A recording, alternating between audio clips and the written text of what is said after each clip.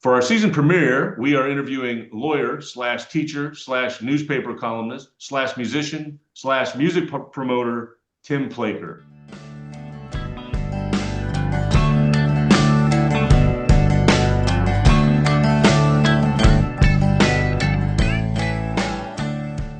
Tim, that's the most slashes we've ever had for a guest. I'm totally the man of many talents, master of none. Yeah, and it's funny because you've done, each of those things for significant periods of time. I met you as a lawyer. You were a public defender, I believe, when I started working in Joliet back in the early 90s. Yes. And you were one of the first people that I hung out with at the bar, for whatever that's worth. But we actually worked for the same firm for a little bit, a very little short period of time. But you've had all these other careers, and frankly, most of those I think are longer than the career you had as a lawyer. Yeah, I think at one point it was a situation where I don't think I had done any one job for more than 10 years. But then my last go around as a teacher, as a choir music teacher, I did 19 in that as my last go around in the working world. And you're officially retired from professional employment. Is that the best way to put it? I don't know. Yeah, I mean, I don't know. Yeah, considering I don't get paid for any of the music things I do, I would say that is not professional employment, although it's a lot of hard work. I This was gonna is, say, I think it's my fourth school year that we're in right now since I retired. yeah. And how is it? How is it to not be around the kids and again, you did it almost 20 years. I imagine it's a little quiet for you these days.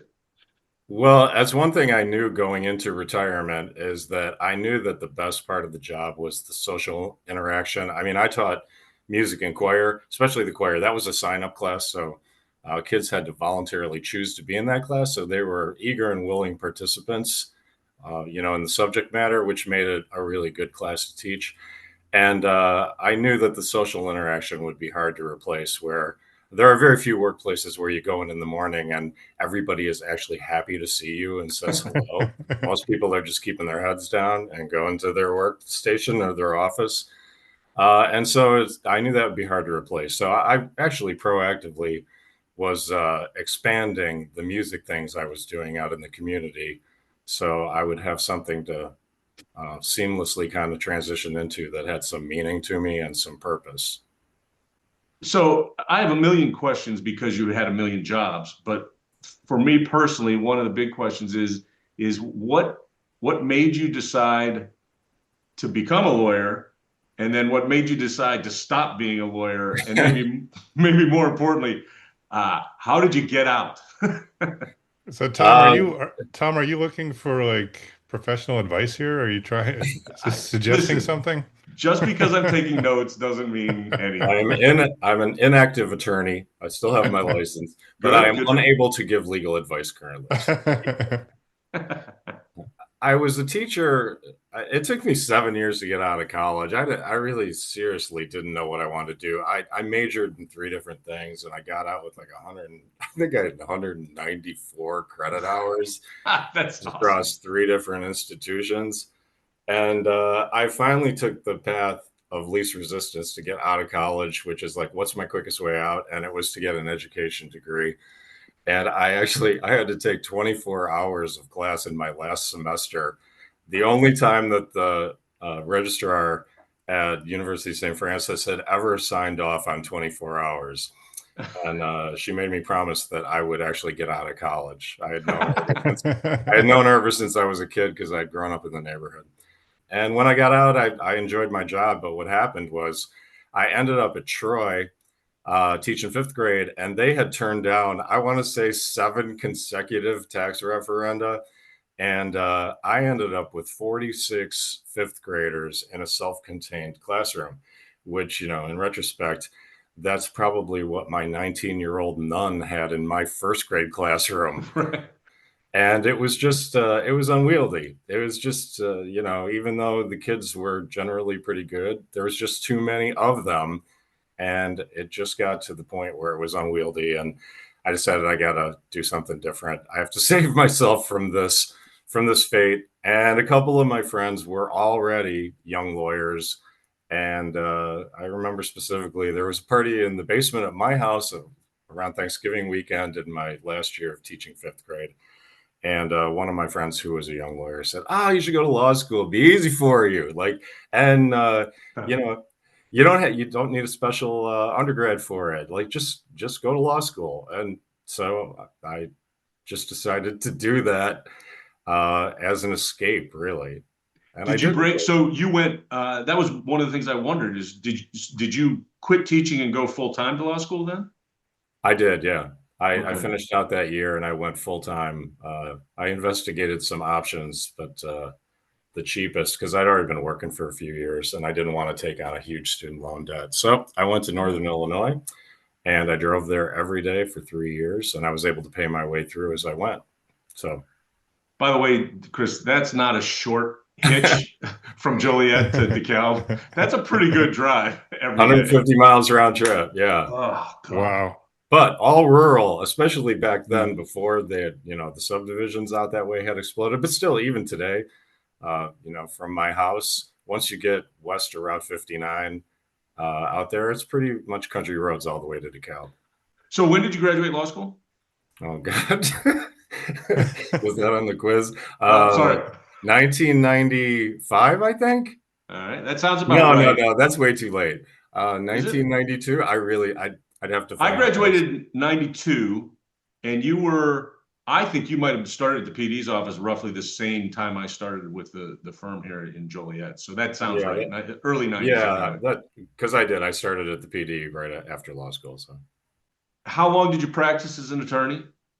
I was 3 years at the public defender and then almost 7 at City Joliet, about 6.5, I think. And then 1 year while I was trying to figure out how to salvage my legal career without completely abandoning it, working with you at at whatever the firm is called now. Yeah. Well, theoretically, I think I was your boss, but I was like the most junior partner in the firm when we hired you. And it was the blink of an eye. You were there and then you were gone. I was there for about a year. Yeah. It was just, I found out very quickly that the people I wanted to help the most were the people could not afford to pay. It's just my nature. And I ended up dealing with a lot of things, working for clients who were not the nicest people, and it just wasn't my jam. Yeah, it can be very, very difficult. That's for sure. So, what was it? First of all, I want to make the comment that even as an attorney, you had 3 different types of jobs in that period of time. So you were still searching, no question. You were still searching. Yeah, it's true. I was playing music on the side at the time, and I was writing a newspaper column, and I was doing all kinds of stuff. What was the move after you left the practice of law? I just decided, because when I was first teaching, I wasn't doing music. So I was doing music on the side. And then it turned out that my sister's brother was a principal in Plainfield School District, and his choir teacher had, I think, her 3rd baby, and she said she wasn't coming back. And he said to me, he's like, "Why don't you come back and be a choir teacher this time?" So, and this wasn't even at his school. So I take that back. This was at another school where he was aware the teacher had just left, and he's like, "I can get you in the door for an interview." And so I went in. I was still working, and I wasn't anticipating leaving. I had the interview, and they offered me the job on the way out the door. And I had a decision to make, and I was not a lawyer 14 days later after I gave notice. And that's the longest job, right? Did you stay at that same school? I did not. That first year I was at Ira Jones, which was a brand new school in downtown Plainfield, and I moved to Droughton Point, which is on the far west side of Joliet. I moved there after my 1 year at the school in downtown Plainfield, and another choir teacher had left, and that turned into a really great situation. It's good school population, and it was great. So you're starting to transition to the stuff that I'm actually interested in. No offense on the legal stuff. Yeah, no shit. Yeah, I hear you. So what I looked through the resume ahead of time and or Tom's summary of it. So what led you to the music promotion? That stuff sounds really cool to me. Oh, that's really organic because I mean, music's always a part of my life ever since I was a kid. I went to the Cathedral School in Joliet. We had an incredible music program, so like music was always a thing that I did. I played piano ever since I was a kid.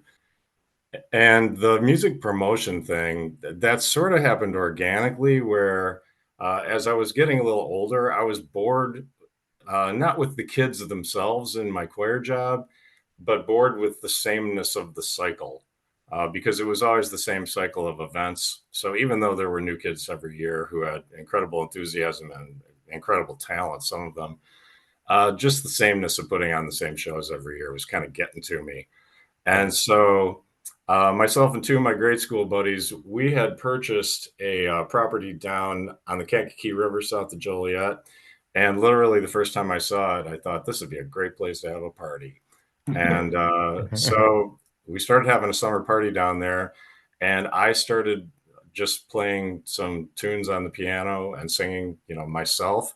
Then I realized I was being monopolized all night because people were just treating me like a piano bar and putting in requests. So then I brought in a friend to play a set so I could split time. And then I brought in a band like the third year, and it grew into this kind of big summer event. It was so much fun. I was putting together like these sort of collaboration sets with some musician friends of mine. And it was so much fun. So I decided I needed to do something more than wait a whole other year to do the next summer party. And I approached Mike Trisna at Chicago Street Pub. It was Buddy Holly's, I want to say it was his 75th birthday, which is in September. And I said to Triz, I had my phone. I'm like, look, it's Buddy Holly's birthday. And I knew he was a Buddy Holly fan. And he's like, oh man, he's like, it'd be great to do a Buddy Holly show. And I said, I'll do one. And so February of 2017, I planned a Buddy Holly tribute night on the anniversary of the day the music died, of the day the plane crash that killed Buddy Holly and the big. I did not realize that. Yeah, and so I didn't really, I didn't know what I was doing. I'd never done anything like this, but I talked, I don't know, 14 or 15 local musicians into being part of this thing, and most of them did not know that I was a musician at all. I was just a lawyer who hung out at the bar, right? I was going to say, I picture them going, no, you're a lawyer, aren't you? Wait, aren't you a teacher? No, wait, I thought you wrote a newspaper column. It's funny, just a side story about that. When Ted Hamill got married, local attorney Ted Hamill got married, he's a grade school buddy of mine. And I played the wedding. And it was filled with the local legal community because his wife's also a lawyer. And it was one of those things where people were like, looking at me sideways when they saw me playing the music on the altar, like they had no idea. Yeah, I got to admit, I knew you for quite a while and did not realize you were a musician. I certainly until after you left the practice of law. I think that's when it hit my ears that you played. I think maybe you played something at Chicago Street or somewhere, and I was like, oh hell, he plays pretty well. I didn't even know he played at all. It's funny though, like because being a musician is way more cool to tell people than you're a lawyer. Yeah, I don't know why I was hiding it, but in any event, the summer party sort of like grew into this thing, but then so did the shows at Chicago Street Pub, and so really it was just kind of like a twice a year thing. But then the shows at the pub became very popular as we kept doing them to the point that the pub couldn't hold them.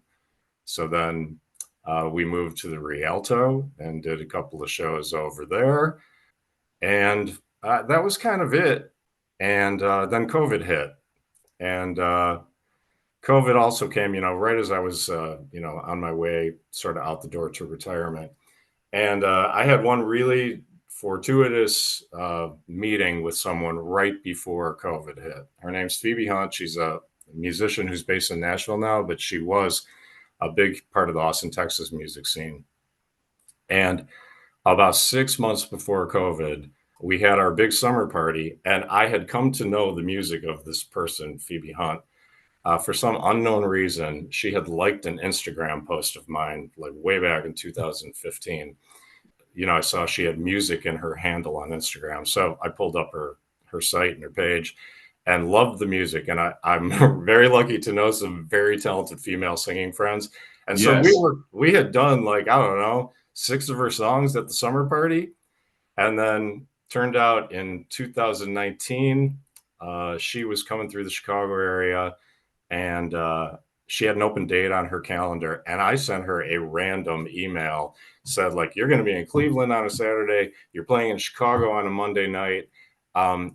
Unless you're flying, you got to be driving right through this area. And I said, if you want something to do on Sunday, I and a bunch of my friends know a bunch of your music. And if you want to come Ah, and hang out, I'll get them together. And she did. And it turned into this amazing event. The next day, she and I put together a really cool program on creativity at my school. And we became fast friends. And she wow. had a great experience. And she came back and performed in a Rialto show that we did in February 2020, right before COVID hit.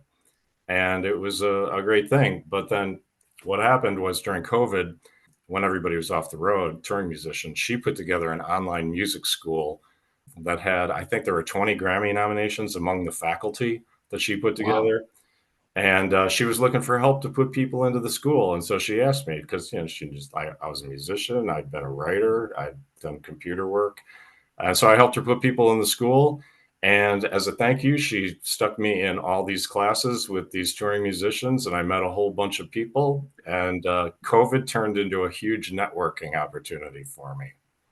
Yeah, you anticipated my question because anyone who follows your social media sees that you post a lot of stuff about kind of those, well, they're the kind of musicians Chris and I listen to all the time. The ones that are regional, maybe on the cusp. They're not necessarily nationally known, but they're really good and they play a lot of smaller venues. And I Yeah. see you post about those kind of musicians as friends, clearly as people you know. And I didn't know how you were making all those connections. And that now makes perfect sense. Yeah. It's one of those where people started reaching out to me coming out of COVID, and asking, whether there was a gig opportunity anywhere around here because, yeah, we're very well located for people who do this, mid-level touring is what you're talking about. Yeah, And driving around in a van, right? Going from yeah, place to place in a van. right. And because of where we're located, we're good on 80 east west. We're conveniently located going to the upper Midwest if you're coming up on 57 or 55. Yep. And so I started searching for ways to help people get an extra gig. And Mike Trisno was super helpful with that.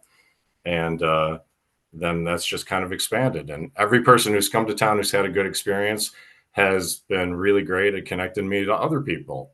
And they're like, Tim's a good guy to know if you're looking for, a gig in this area. So That's cool. Well, let's talk a little bit about your more recent history and more importantly, the future of these events that you promote. Because I know we've actually talked about the Porch and Park Music Festival in the past. We've talked about it. I've made recommendations about it myself just because I enjoy it. But we've also had musicians on who've talked about and plugged it as one of their gigs that was coming up after an episode. So that's an annual event that I'd like you to talk a little bit about. But there's also something that's more, it's relatively new. Actually, there's two things. You seem to be involved in a music series at St. Francis University. And then there is something that I know is called Nashville on the Hill, which is right. very new to me. And unfortunately, I haven't even been able to make it yet. Despite your best efforts, I seem to have a conflict every time somebody's playing. Tell me about Nashville on the Hill. Nashville on the Hill, that is, like all these things are just organic. Very, very few like proactively me having an idea and chasing it down. It's just where there's been a conversation with someone, and in the moment, I'm like, oh, we could try this, right? And if I find the right person who's willing to work with me and facilitate it, we can make it happen. So, Damon's Dunich, who is one of the owners of Bishop's Hill Winery, he randomly was at the first and only Nashville songwriter show I ever put together at St. Francis, at University of St. Francis. I'd been contacted by one of these Nashville people who I kind of knew through a network of acquaintances. And they said they were going on the road with 5 Nashville songwriters and they were looking for a place. And I said, I will reach out to the University of Joliet or St. Francis, see if I can get you a gig here. And I did. And there were, I don't know, 140 people on a Tuesday. It was a great crowd, 5 songwriters. And Damon, who I knew a little bit from high school, he's a year older than me, was there. And afterward, he said, oh, have you been to the winery? And I said, not since you opened it as a winery. And he's like, we should do something cool like this at the winery. So nothing really happened for about a year and a half. But then I ran into him and he's like, come by the winery. And I walked over there and I looked at their porch that wraps around and goes over the side yard kind of. And I told him this is a perfect place for a stage. Yeah. And he said, well, let's do a show. I said, well, let's do 3 shows. So we tried 3 shows the first year. It actually turned into 4. We did like one Sunday in June, July, August, and September. And it was a hit right off the bat. And Nashville is close enough, 7 hours from, Joliet, that I was able to put together a slate of Nashville-based musicians pretty easily. And it turned into a great thing. We just finished our second summer there, and it's growing. It was super hot this summer, and we still have really good crowds. Yeah, a lot of people in the area I know talk about it and have talked about the shows they've gone to as being really enjoyable. It's a very scenic kind of spot, which is it's hard to find a scenic spot in Joliet, but it's right up. Basically, it's not on the river, but it's on the bluff that looks over the river, and it's a cool location. That winery is in a cool location. Yeah, the guy who it was the home of Searing, who owned a local brewery on that property, and he put his house, the mansion, the castle that we use, he put it on top of that hill for a reason. It's a Yeah. really scenic spot that overlooks downtown Joliet. I've got a nuts and bolts question about, and I'll use the Nashville on the Hill as an example, but it kind of goes to the other promotions that you've done. When you set this stuff up and you talk about, reaching out to people and putting together some musicians, do you deal with the musicians directly because you have this more personal contact, or do you end up having to deal with booking agents and kind of the professionals that are involved? A little of both. I mean, I would prefer, and I think most of the musicians would prefer, if it's a relationship where I'm just dealing with them because, it's cutting out somebody who's taking a piece of the pie Right. from them. And I just volunteer. So they're not losing any money on to my end of it. But yeah, if there's booking agents or managers involved, they're losing some money along the way. But some of the people have bigger touring, profiles. Right. And so I've had to deal with a couple of the really big management companies. This past summer, I had to deal with Wasserman. Wasserman books Lollapalooza and stuff like that. Oh, wow. Yeah.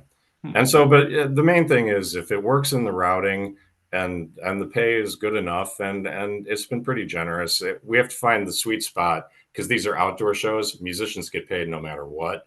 So you got to find the sweet spot between what the winery is capable of losing, if it's total rain Right. out, and being really fair to the musicians. But the Sunday shows tend to work out really well because most of the musicians, they've got a Friday or Saturday show. And if they're somewhere in the upper Midwest, an extra gig on a Sunday that they normally wouldn't have works out really well. Yeah, I've noticed in conversations with Mike Trisna at Chicago Street Pub that at least early on, and even now, I think he gets a lot of, I won't say big name bands, but performers that have that gap, and they'd rather play than be sitting still. That's what they want to do. So that's really cool. And I didn't really think of it in the kind of the transportation side of things, but you're right. The fact that we're at the junction of Route 55 or I should say Interstate 55 and 80 probably helps a lot in that. Oh, immensely. Yeah. So musicians get paid up front because I've gone to shows where there's been like 10 people and it seems like the artist should be like really bummed out because but I've seen guys put on shows that are just as great for 10 people as they would be for a couple thousand. Or I mean, does it depend, or in general do artists get paid up front? Well, I think there's a difference in, the people they're dealing with at the venue. Uh, Gotcha. there are plenty of venues that treat it like the musicians have some obligation to make sure there are people there.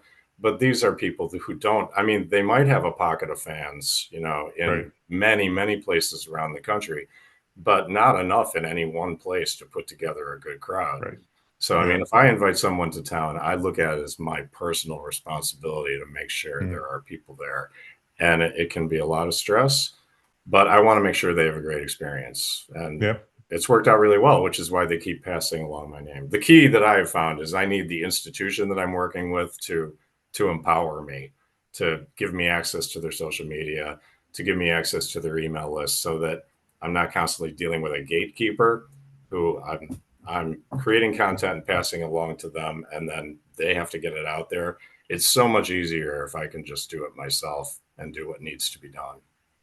And I can tell you, Chris, that Tim is a hustler. Like when there's a show, you see it. You see the social media. I see him talking. I'll come across him at some social, some function somewhere or just out in public. And 9 times out of 10, he's telling somebody about the show that's coming up. He does, Or handing you a flyer, yeah. or handing a flyer. Yeah, that's I'm sure why the artists come back to him, because he's always doing that kind of stuff. We've had a couple people from the Joliet area that have inspired me, and nowadays you hear so much about streaming services trying to screw over, smaller artists and everything. It's cool to talk to someone who's out there hustling for the artists, because Yeah. it's a tough living for these guys. And as Tom said, those are the people that we tend to listen to more so for whatever reason. Yeah. So it's good that someone's got their back. So Well, and because you can have a one-on-one relationship with these people, and a lot of their fans, they do become real life friends with these people. right. And Yeah, that's the cool. secret to keeping it going for them is building a network of people. I don't want to take too much credit, but a lot of people like me who feel personally invested in making sure they have a good gig. And if they do that, they can build a long-standing career. Just for example, I did a show at St. Francis this past a week ago today with two touring artists, Grace Pettis and Natalie Price, based originally out of Austin, Texas, now in Nashville. And a Tuesday night, that can be kind of tough, but there were 55 people there, and it was a nice crowd. The winery was there, so it created a nice vibe. And people loved the show, and they did $1,400 worth of merchandise Wow. Oh, that's from awesome. 50 people, about $30 a head. Yeah. Man, And that's so nice. on top of the money they got from St. Francis, that was a very good night for them. That's good to hear. That was one of the gigs I had to miss. I think I was Yeah. en route to Dubuque for like the 20th time in the last 2 months to see my kids play soccer, or not play, as the case may be. But actually, that's I think, a decent segue anyway. We want to make sure that if there's something that you want to plug, both in terms of social media, internet presence, and also any upcoming shows, what should our listeners know about? Well, the best way, I mean, you can connect with me at Tim Placher on Facebook or on Instagram. A lot of my promotional stuff I run through the Porch and Park Music Fest Facebook page, or Porch and Park musicfest.com. That's a business page, so it helps me do some paid promotions for other things. And upcoming, I've got nothing at St. Francis before the first of the year. Bishop's Hill Winery, if you follow them on the socials, you'll see I'm currently putting together the third summer of Nashville on the Hill, which is a Sunday summer series once a month in June, July, August, and maybe in September. And then I also work with the Mar Theater, which is a 1937 movie house with an old vaudeville stage down in Wilmington, Illinois. And we have our 4th annual Merry Mari Christmas show down there, which is a big collaboration show. One of these things like I used to do at Chicago Street Pub that has a couple of dozen local musicians and a couple of touring guests who come in. That's on December 13th. So the Mar Theater in Wilmington, you can look them up on the socials. And also I've got a touring Christmas show coming there on December 7th from an artist named Abby Thomas, who is originally from Indiana, but she's much decorated in independent music at a couple of award shows in Nashville over the last couple of years. And those dates will be up on our website, thirdsonginpodcast.com. We'll put links to Porch and Park Music Fest, and with your permission, a link to your Facebook page, because Sure. it is a promotional tool. That's where I learn about most of the things you're involved in, is from your personal Facebook page. So Yeah. we want to get that out. I also think, if I'm not mistaken, you are at Tim Placher on Instagram. Is that right? Yes. Yes. Excellent. And it's at Porch and Park Music Fest also. Excellent. Excellent. All those things will be up on our website as well. So if you don't remember, or you're driving while you're listening to this, just go to thirdsonginpodcast.com, and our As Mentioned page will have all of this stuff for Tim. Yeah. And Porch and Park is August 22nd next year, third Saturday in August. I highly recommend it. That may be when I try to drag you down here or out here, Chris, is for Porch and Park. It'd be a nice way we could do that. We can go eat at Richardson's, go to Chicago Street. I'll have you booked up. Chicago Street is closed that day because Triz is a good human. He shuts down the bar so that That's nice. That's nice. everybody can Well, come to Porch and Park. Yeah. that's excellent, actually. That really does show you the community that's, in Yeah. this area, particularly around music and live music. And when we have a guest on our show, we have the fortune of doing a playlist with them. And we asked our guest, in this case, Tim, to suggest a theme. This is a great one, I think. It's piano musicians or piano songs. And I'm intrigued because Tim said specifically picked each song for a particular reason to prompt the conversation. It's usually what Tom and I do. Or we talk a little bit too much about our songs, but looking forward to doing this one with Tim. You got the first song on the list, Tim. What you got? I've got Elton John. I think I'm gonna kill myself, which is off his Honky Chateau album. That's the one that's got Crocodile Rock, or not Crocodile. That's the one that's got Rocket Man on it. I think that is his maybe fourth studio album. But yeah, I mean, I was a piano lesson kid from second grade to eighth grade, and my teacher was a neighbor down the street, and she was very old, and she taught me all the nuts and bolts of reading from sheet music, but she had no clue about what was happening in popular music. And I really wanted to learn the music that I was listening to on the radio, which at that time especially was late Beatles and Elton John. And I wasn't getting any of that. So I really, really wanted to quit piano lessons. In eighth grade, my mother let me quit piano lessons at the start of my eighth grade year. So in September, piano lessons were over. And on Christmas of my eighth grade year, I opened up a box from my mother that was 2 songbooks that were Elton John A to Z. And it was all of the songs on his first 6 albums, I think. And yeah, I'm sure she, was having a secret laugh as she watched me voluntarily walk over to the piano and sit down and start playing. And so, yeah, I immersed myself in that book. And a lot of I especially picked this one because it's like a honky tonk piano heavy tune that I spent a lot of time on in those first couple of months when I got that gift from my mother. The only thing I'll chime in is the very first song I ever heard you play was an Elton John piano song on the piano at Chicago Street, and I believe it was Tiny Dancer.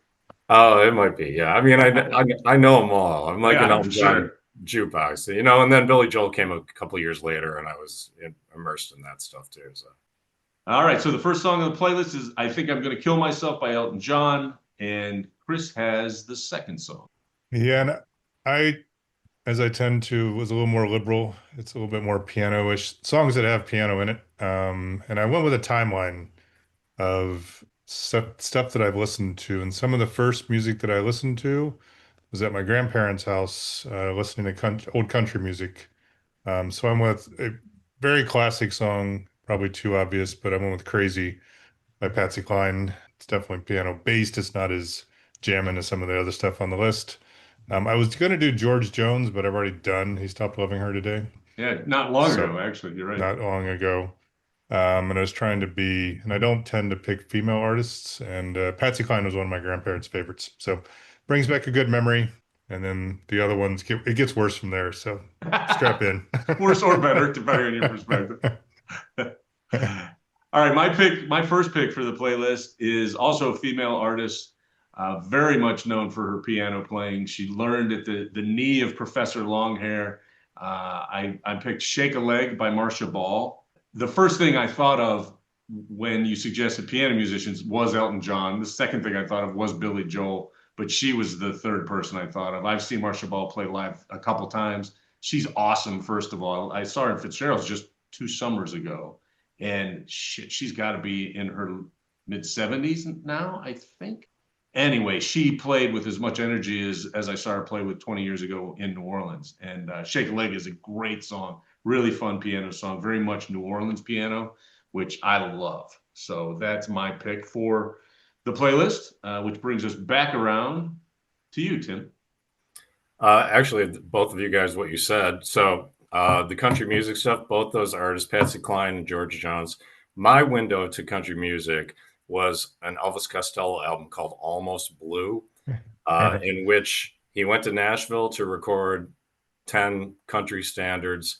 And he didn't use any of his regular band except for his piano player, Steve Naive, who played on Sweet Dreams by Patsy Cline. And It's Been a Good Year for the Roses by Yeah, George that was Jones. the other song. That's the other song I was going to pick, but I already done George Yeah. Jones. And That's then a great one. I saw Marcia Ball on that same tour, I think, Tom. I saw her play on the Peoria Riverfront a couple summers ago. It was great. Yeah. Oh, Yeah. I was really happy. I mean, she was just as energetic and having just as much fun as like I said, like I think I saw her in New Orleans 20 years before that, 30 years before that. She was fantastic. All right, my second one is a Joe Jackson song called Soul Kiss, which is a great piano tune. Wasn't a single, wasn't one of his super famous songs. Comes off an album called Big World, in which he recorded the whole album live in front of a studio audience in a theater in New York, but the audience had to be quiet until after the songs were done. They wanted the feel of a live show with a live audience. But the whole album was recorded direct to the master tapes. It's a great album. Oh, wow. Also an unusual album in that it only has 3 sides. It's a double album with 3 sides. The fourth side is blank. But yeah, That's pretty wild. but Joe Jackson's the piano player, but he came around 10 years later. I think his debut album came out in '79 when I was a senior in high school. And they were sort of like a pop punk trio. Mm-hmm. And the piano things on his record were more just kind of like solo fills. And I think because, being a trained musician at the time wasn't super cool, they were kind of burying the fact that this guy was an incredible piano player. He had been the house piano player at the Liverpool Playboy Club. So he was at a very popular bar in a port town. And he also has a degree in percussion from the Royal Academy of Music. And so I've gone on a long musical journey with Joe Jackson through many different projects and styles. And he's an incredible piano player and musician. So I know probably as high a percentage of the Joe Jackson catalog as I do of the Elton John catalog. Ah, that's cool. Yeah, he seems to have been lost a little bit these days. People don't talk about Joe Jackson as much as they ought to. I love Joe Jackson. Yeah, he's still out there. Is he still performing? Yeah, he was through Chicago 6 months ago. He wrote an entire album of new songs that sound like they're from the late 1800s called music hall stuff, sort of like political commentary, musical comedy, and he put together this show with a period band. Yeah. Oh, wow. Cool stuff. Yeah. That is cool. Chris? I am now going with one of my all-time favorites. I don't think he's known as a piano player, piano musician, but one of my favorite parts of his concert that I saw a couple years ago was Bob Seger sitting down at the piano and playing a number of songs. So I went with Against the Wind, the title track on that album from 1980. I had to get Bob Seger in here. And again, not necessarily known as a piano player, but it was on a tour where I think he's since passed away, but the sax player wailed on this fantastic sax solo, and then the lights went down, and you could see the guy almost like dying from he was like just like trying to catch his breath. They took so many breaks on that tour, on that show, and I'm sure that Bob Seger sitting down to play piano was one of those breaks. But it's still one of my favorite parts. It's still one of my favorite parts of the concert. So Bob Seger's Against the Wind. I love that song. That's such a great song. Tim, I don't know if you how many past episodes you may have heard, but Chris tends towards a lot of Bob Seger choices. I tend toward a lot of Springsteen choices, and I came really close to Jungle Land on this one, and decided not to, and went with actually a much earlier artist. And one of the few instrumentals, I'm not really an instrumental guy or like long solo guy, whether it's piano or any other instrument as far as that goes. But a Bit of Soul by Ray Charles, which I have on the Birth of Soul box set. I'm sure it came out 70 years before that or something. But the box set came out in 1991, and it is just it is just awesome Ray Charles. And I love to hear him sing. So for me to pick an instrumental is a little unusual, but I think it's perfect for this list. Oh yeah, I was lucky enough to see Ray play at Grant Park with a full orchestra. It was an amazing show. Wow. Never got to see him. That would be fantastic. But I'm feeling bad now because I don't know who Seeger's piano player is, and I should because I know a ton of Seeger songs too. Because like that's the classic sort of like that's like the Elton John format Yeah. band where you're a regular rock band but also have a piano player. I mean, his songs are so heavy on piano. I know a ton of those too. Yeah, and Springsteen, yeah, Springsteen's up there. His piano player, Roy Bittan, one of the best there's ever been. And little tidbits, Roy Bittan also plays the piano on the entire Dire Straits Making Movies Is album. that right? Yes, and Roy Bittan also plays the piano on Bat Out of Hell. Get out of Wow. here. Yes. Holy hell. Those are two of my all-time favorite albums. I had no idea. And I'm a Springsteen fan. I did not realize he played piano on those two. Yeah, Meatloaf and Springsteen were recording at the Columbia recording studios at the same time, and the E Street Band did a lot of work on Bat Out of Hell. So That's awesome. All right, my next one is my friend Phoebe Hunt. Once I started listening to her songs before I ever met her in real life, and I was surfing her music, she had a lot of piano stuff. And once I got to know her in real life, I came to know because she let me play piano with her and still does to this day. She slums with me and lets me sit in and play piano with her. So But cool. she has had three main piano players in her career. The first one is Matt Rawlings, who produced Phoebe's first EP and plays the piano all over it. And Matt Rawlings is the longtime piano player for Lyle Lovett. And he's also a multiple Grammy winning producer. And he played piano for, who wrote I Feel Lucky, female folk artist, Mary Chapin Carpenter. Plays piano Nice. on her records and incredible. Her second piano player was a guy named Connor Forsyth, who now is the longtime piano player for Asleep at the Wheel, the greatest of the Texas swing bands. And her last piano player is a guy named Sam Ryder, he's so mediocre that he is an official United States State Department ambassador who travels the world spreading United States culture through his piano playing and accordion playing. So like she's had these incredible piano players who've been part of her career. And so I know a lot of her songs too because of these incredible piano players who've taken part in hers. And the song "Send Out Your Love," Connor Forsyth plays it, and I've played it for Phoebe multiple times. It's great. That's cool. Neither Chris nor I picked any songs where we played those songs with the I just want to let you know. Yeah. I sat at the show in cool. St. Francis last Tuesday. I sat in with the artists on 4 songs. It was great. That really is great. That's very cool. Although I might play piano for this band at their next concert. I went with the Night Ranger song because that's the other band that Yes. in all the years we've been doing playlists, I don't think I've ever done the most obvious Night Ranger song, Sister Christian. But it starts out with piano and it starts to, and I don't think he's in the band anymore. I think his name was Alan Fitzsimmons. Alan Fitzgerald was their piano player, keyboard player. I could not go with Night Ranger on this one. I was running around the lake yesterday and Night Ranger song played because I was struggling a little bit with what to pick, and I was like, Sister Christian, I got it.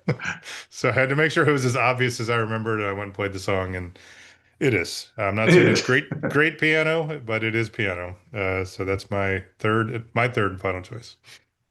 My third and final choice, I had a tie, and I decided to go with, again, I feel it's obvious, or at least if you grew up in the 80s and 90s, it's obvious, but I'm going with The Way by Bruce Hornsby and the Range from The Way It Is from Bruce Hornsby and Range. The album was called The Way It Is, came out in 1986.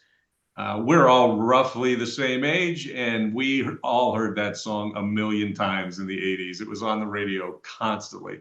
I was leaning towards the County Crows song because I just love Adam Duritz, and I think he's particularly the song Along December from Recovering the Satellites is a great song as well. But for the playlist, it's going to be The Way It Is by Bruce Hornsby and The Range.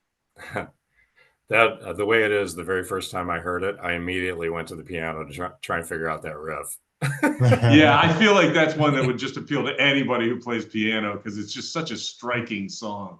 You can hear it just as soon as you hear the title of the song, you can hear that playing in the background. He plays the best piano part. That one of my all-time favorites. He plays the piano. He did not write the song, but he plays on "I Can't Make You Love Me" by Bonnie Raitt, and it's an incredible vibe that he just creates. An atmospheric piano part on it is so good. Yeah, he's something. So that brings us to the final song, Tim. My last one, this is Nashville artist Katie Peterson, the very first Nashville show that ever came to town 3 years ago. Katie was part of that 5-songwriter lineup. I had met Katie down in Nashville through a common friend, but I had never heard her play. And I sat there and I listened to her songs, and she played this incredible song called Abstract Art. And I came to find out after the fact that she is a winner in the John Lennon songwriting competition, which is one of the world's biggest, and she is also a winner in the international songwriting competition. These are contests where there's more than 10,000 people who submit into these things, and they tend to pick about a dozen winners over various categories, and she's won in each of those competitions, and she's an incredible songwriter. And I was on a road trip in Arizona a few years ago, and I'd seen Katie play at this thing, and I had picked up a couple of her CDs that I had not opened, and I popped in this disc of hers, and track 1 is a song called Music Maker, and I was driving through the Painted Desert in Arizona, and I think I hit replay on that song a dozen times, and I cannot recommend highly enough that it is an incredibly good song. Yeah. And it's so catchy. It's very meaningful. And she's a talented person. People should give her a listen. Peterson with a D. She's easy to find. That is awesome. This is going to be a really good playlist. I can't wait to listen to that song as well as the other stuff that you suggested. Even Sister Christian. I even want to listen to Sister Christian. It's been a long time. I have no piano playing anecdotes involving I don't know.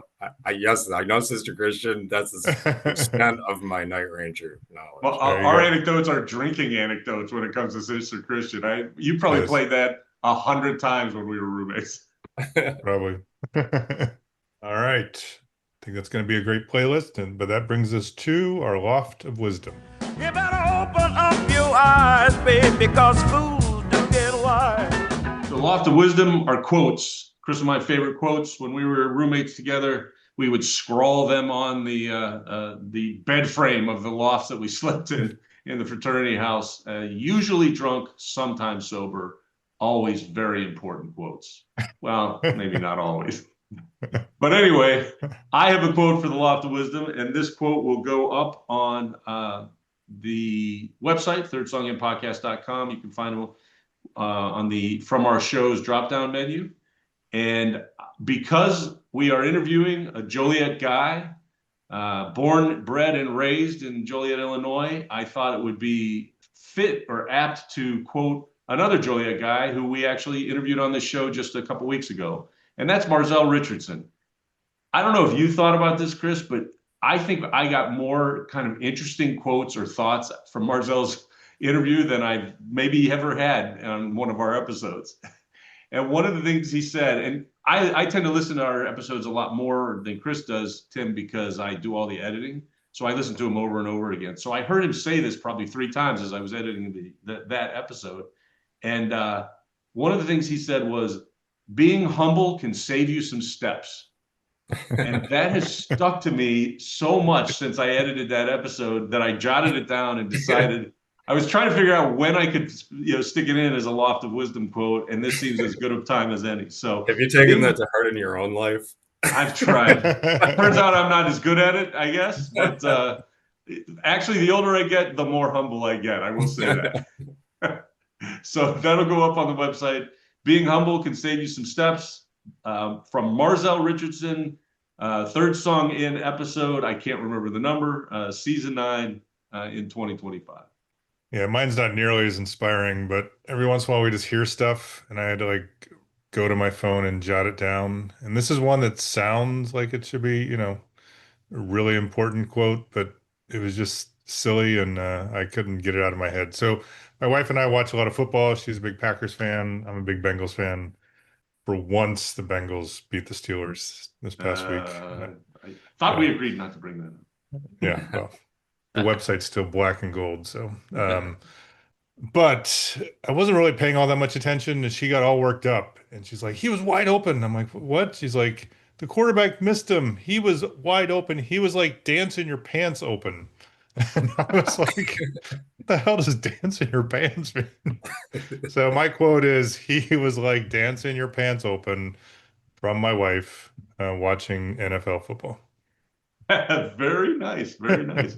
We've gone very personal with our quotes this week, I see. We have, yeah. Well, mine will be personal too, because it comes from my mother, but it comes up in the context a lot of these things I do. And the quote is my mom. I think it was more pertaining to me about my lack of maybe like progress getting through college or finding gainful employment. And she would always say, I have come to learn, Timmy, that you can't make nobody do nothing.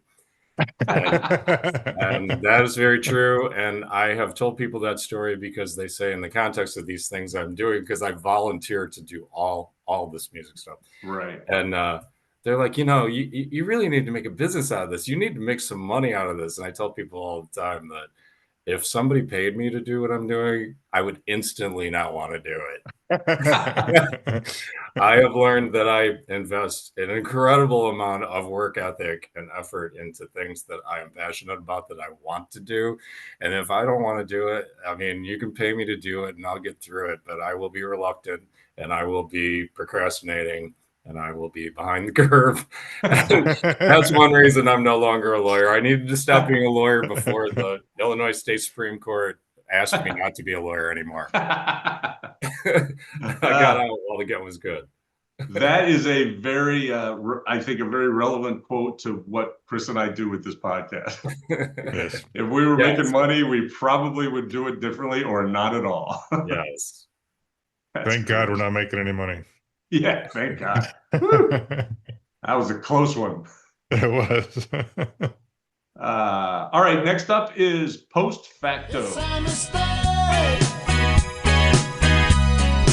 It's a mistake.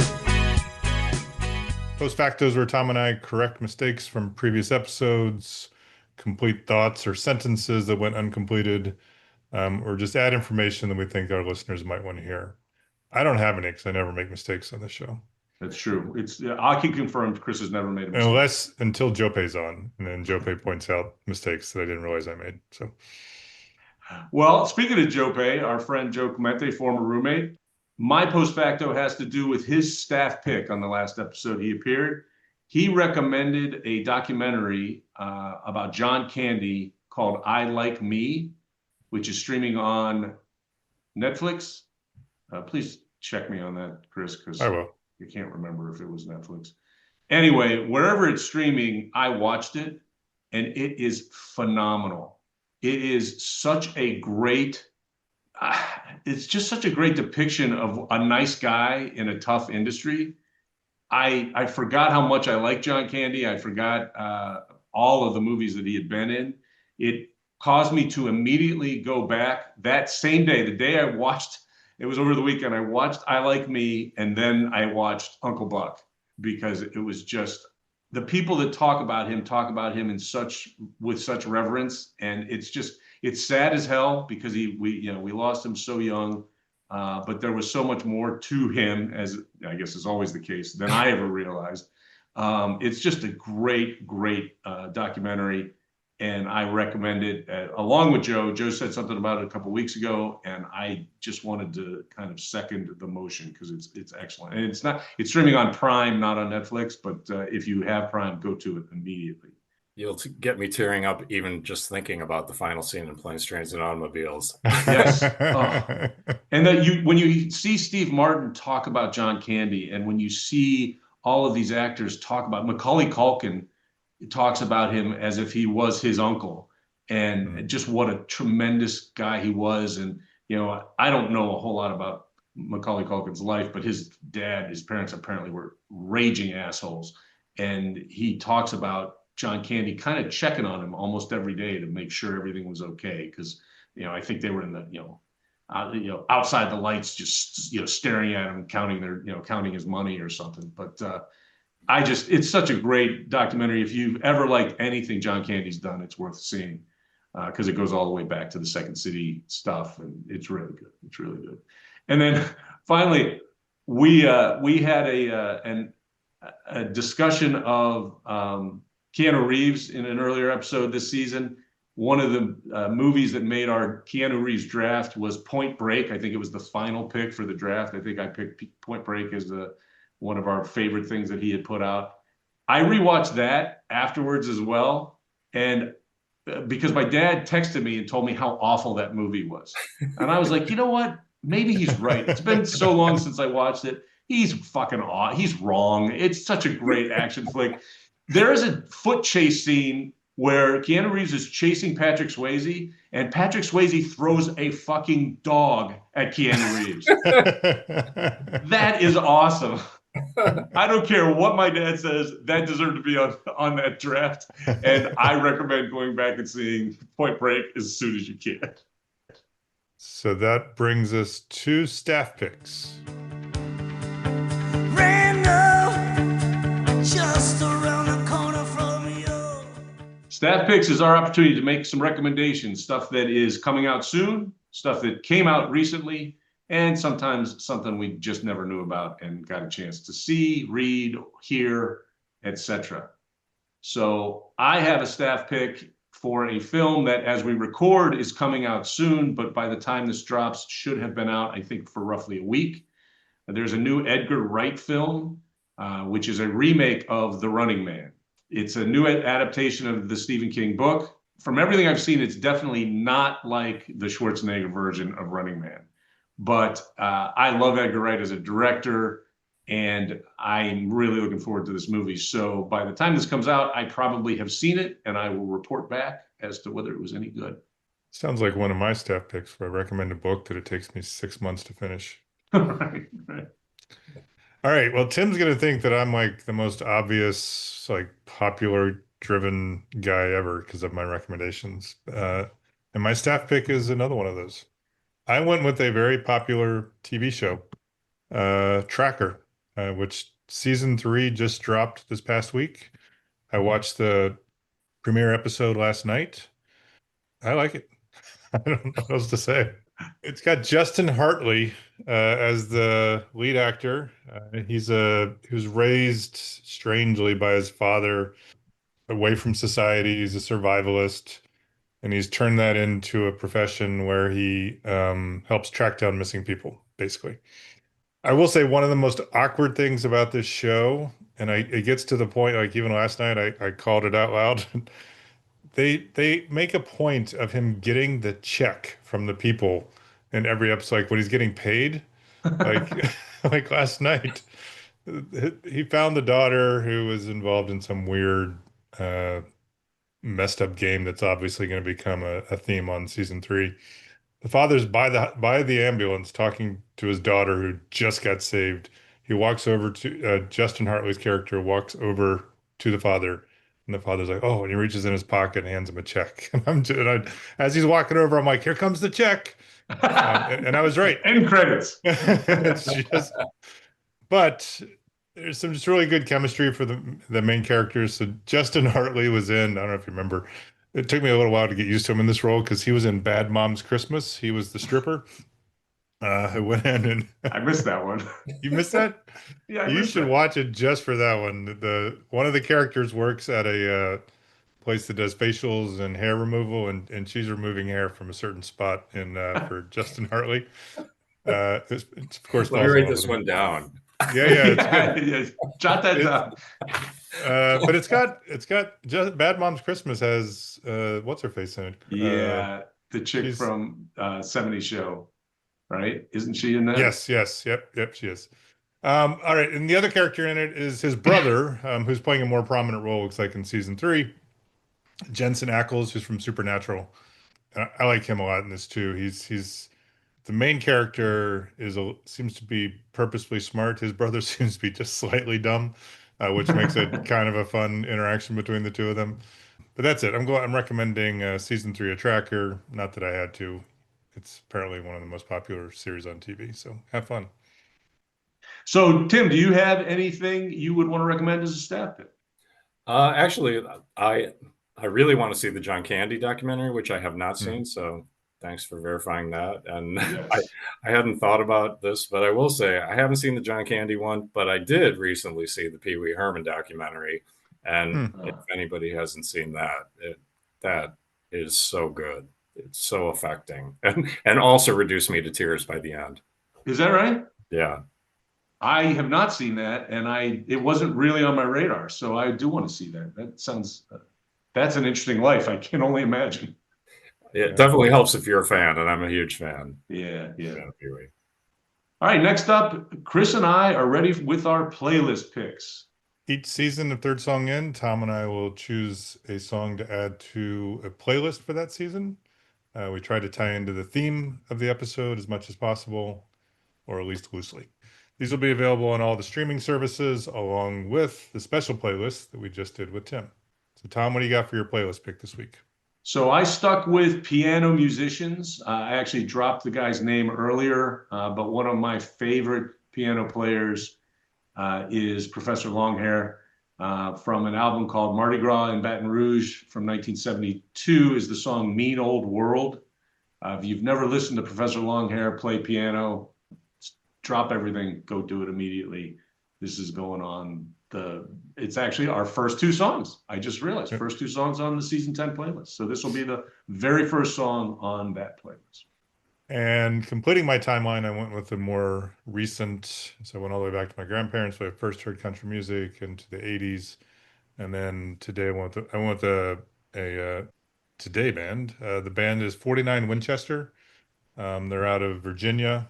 I feel like they're starting to emerge as they are an up and coming band.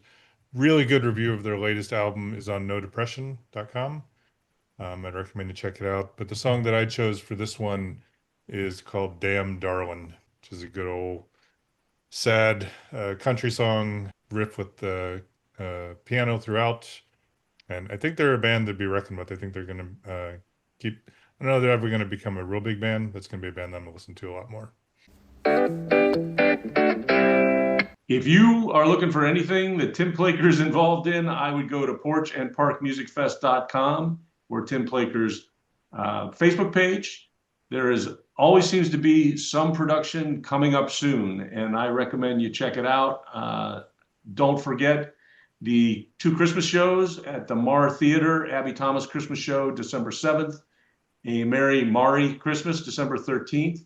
And then next year, 2026, keep your eye out in the summer for Nashville on the Hill, which I will attend, I promise, more than one, as well as the Porch and Park Music Fest, which will be on August 22nd of 2026. Tim, can't thank you enough. It was really fun talking to you, and I believe you are going to get another request to show up on this podcast sometime soon because there are about 1 million questions I didn't get a chance to ask. I'd be happy to. I had a great time.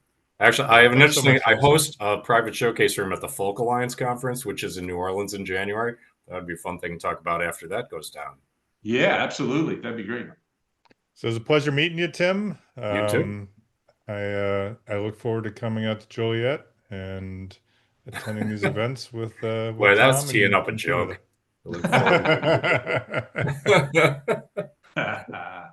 Third Song In is recorded in Chapel Hill, North Carolina, and both Tom and Tim are calling in from Joliet, Illinois.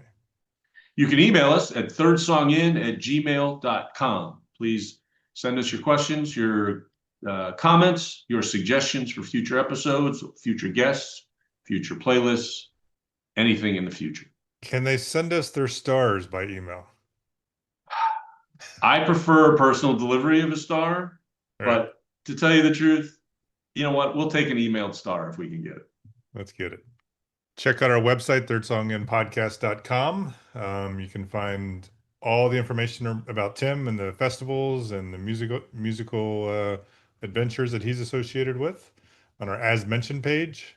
You can also have direct links to our blogs. Tom and I do one each week, and all kinds of other information that we're updating almost on a daily basis. Thirdsonginpodcast.com. Please follow us, rate and review our podcast wherever you listen to it. You know, this is the season premiere of season 10. I think you all know how I feel about your stars.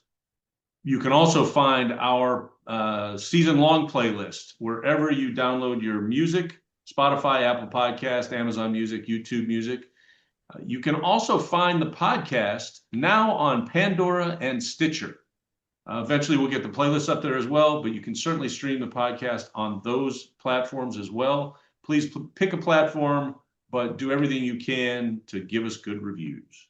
As Tom said, you can check out our playlists and all the streaming services. We'd ask you to download them and to share with all your friends or enemies.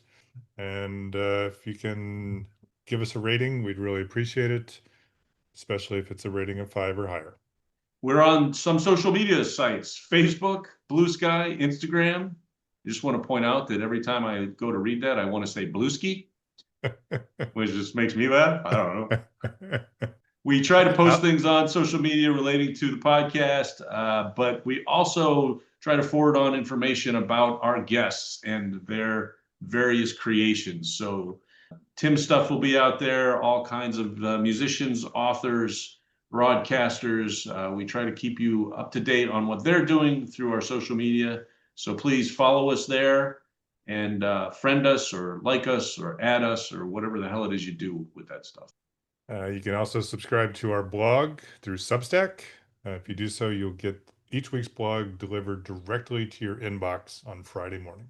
As we count down to our 100th episode at the end of this season 10, I want to just take a moment and thank everybody who's been listening to us all these years. Funny to say all these years when it's only been 2, but it feels like a longer period of time.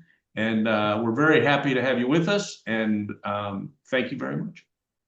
I extend my thanks as well. It's pretty amazing that we're doing episode 91 right now. You've been listening to Third Song In with Chris Derrickson and Tom Polachek. Thanks for listening.